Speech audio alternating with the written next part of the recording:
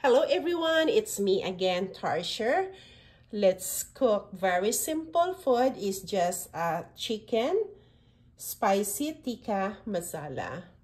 So, ito here's the ingredients, of course. Yung manok, minarinate ko na yan ng overnight.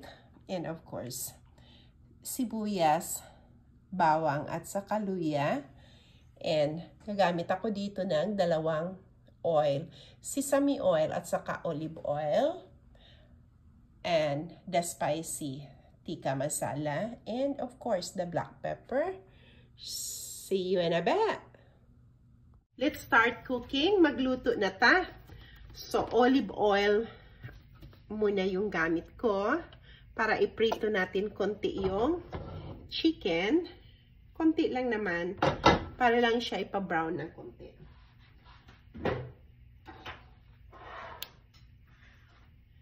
And lagyan natin ng butter para masarap yung manok, diba? So, konti muna. Tapos, tingnan natin mamaya kung kailangan pa ng butter. So, for it, ang gamit ko lang ay chicken drumsticks yung leg.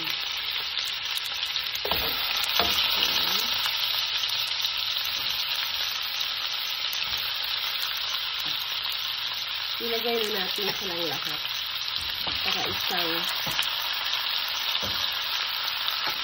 split na lang.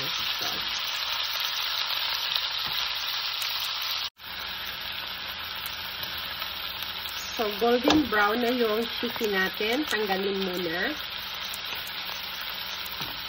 Super easy lang to.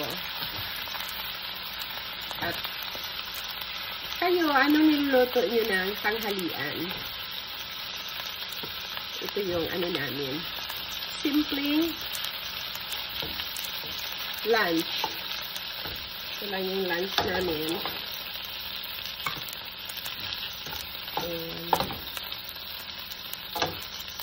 So, ito pa rin yung gagamitin natin na pan. So, ilagay na natin yung remaining na butter. Tapos, ilagay ko na sila pareho yung sibuyas, luya, at saka garlic. This is onion, garlic, and ginger. Ako, sinahalo ko na silang lahat para sabay lang silang maluto. And, yeah, this is my version, as I said. Kasi yung pagluluto, para-paraan lang yun yung technique. Diba? So, ako, ito yung paraan ko magluto. So, i-golden brown lang natin din siya.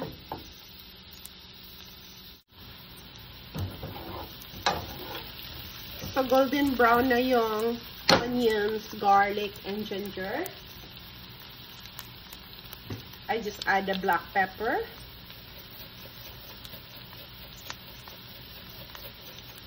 Ako, ina-add ko niyan sa garlic ko pag nagluto ako. Ina-add ko sa garlic at saka onions. Pero as I said, nasa sa inyo yun. And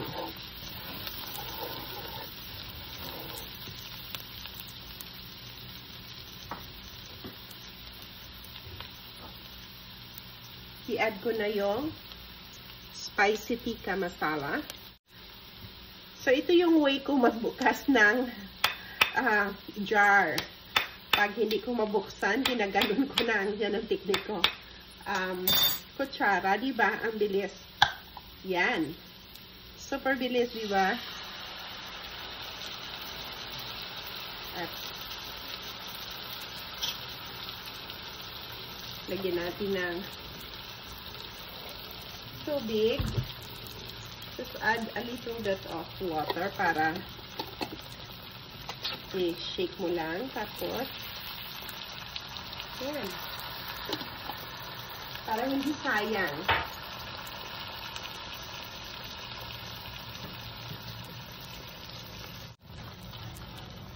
And we just add the other one later. We'll see kung tama na ba siya or kulang pa.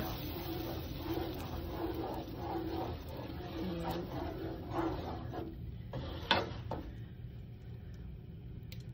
Super easy. And then, I just add the chicken. Yan lang siya kabilis.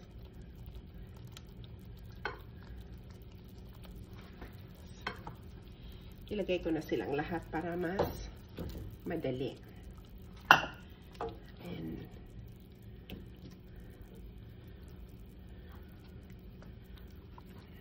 so, i-adjust nyo lang yung fire ng medium-low hanggang mag-simmer siya para mag-absorb yung lasa sa manok.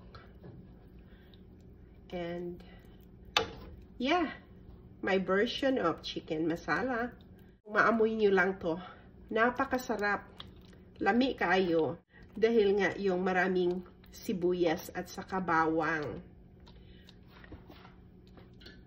So, takpan natin. We just simmer this for another 20 minutes.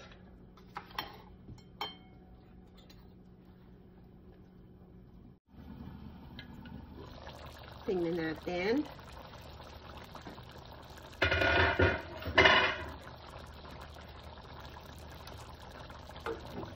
And i-flip lang natin siya.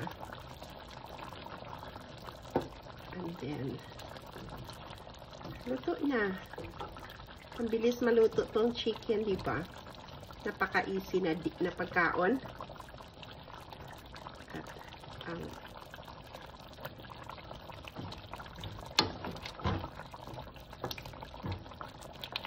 super sarap.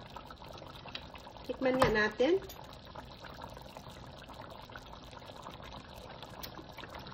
Tama lang siya. Luto na yung chicken tikka masala natin. If you can smell it, smells so mabango. Ang amoy niya ay makabusog na. Thank you so much for watching. See you in our next video. Bye for now.